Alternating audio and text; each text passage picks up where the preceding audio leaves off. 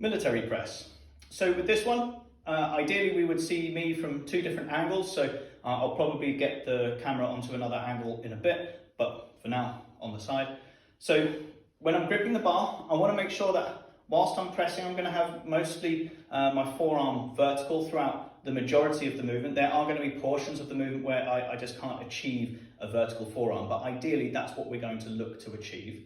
Then after that, we're simply just going to press the weight from our collarbone up to overhead until our elbows lock.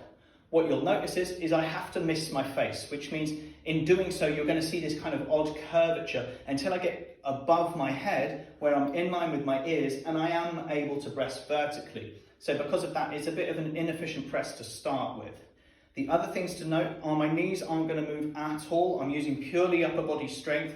I want to try and engage my abdominal region. I always try and think of rib cage down, like you've done a miniature crunch of some sort. And I'm also trying to squeeze my glutes, and that will just help stabilize me whilst I press overhead. So this is what all of that looks like. So I'm going to take my grip.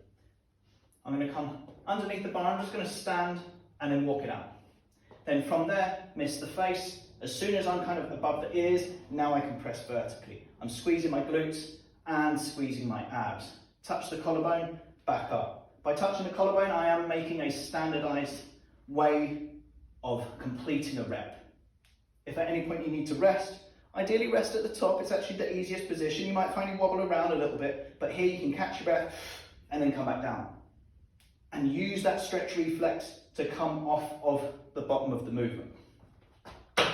Just so you can get an idea of what my forearms look like when I'm pressing. So like I said, for the majority of the movement, I want them to be vertical, i.e. my wrist over my elbow when I'm pressing. And I know for me, that's just coming on the inside of these power rings here.